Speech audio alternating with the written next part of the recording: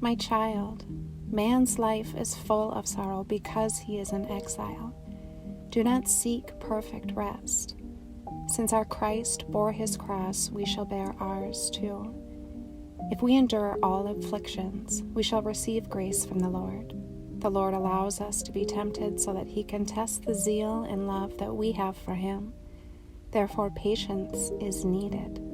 Without patience, a person does not obtain experience, acquire spiritual knowledge, or attain any measure of virtue and perfection. Love Jesus and say the prayer unceasingly, and it will enlighten you on his path. Be careful not to judge, because then God will allow grace to withdraw and let you fall and be humbled so that you can see your own faults. Everything that you wrote about is good. The first things that you are feeling are due to God's grace. When it comes, it makes a man spiritual and makes everything seem fine and beautiful. Then he loves everyone and has compunction, tears, and a fervent soul. However, when grace withdraws to test a man, everything becomes carnal and the soul falls. Do not lose your eagerness at this point, but force yourself to cry out the prayer continuously with distress, with might and main. O Lord Jesus Christ, have mercy on me. Say the same thing continually, over and over, and as if you were noetically gazing at Christ, say to him, I thank you, thee, my dear Christ, for all the good things which thou hast given me, and for all the hardships that I suffer. Glory to thee, my God. And if you are patient, grace and joy will come once more.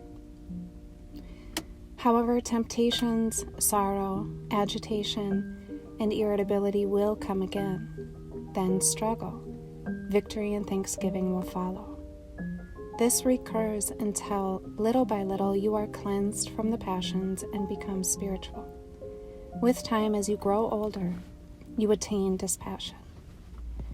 However, you must struggle. Don't expect good things to come by themselves.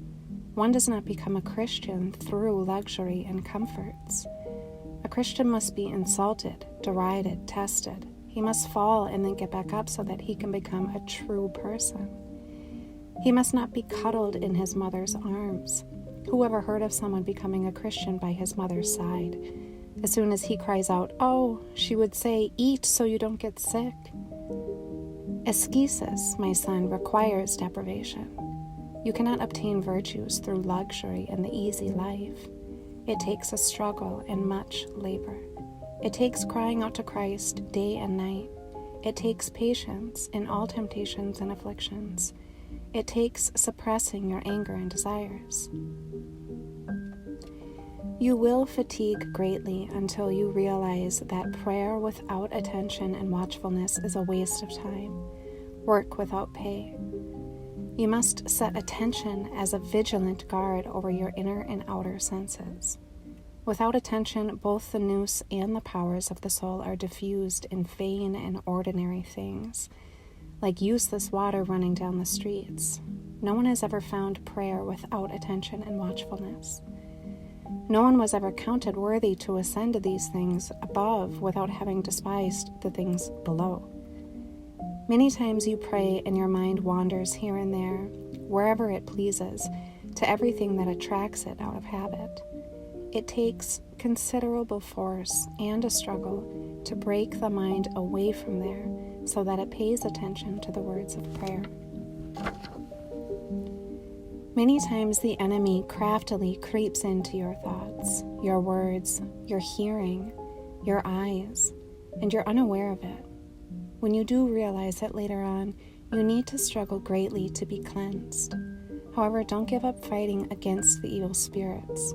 By the grace of God, you will be victorious, and then you will rejoice for all you had suffered.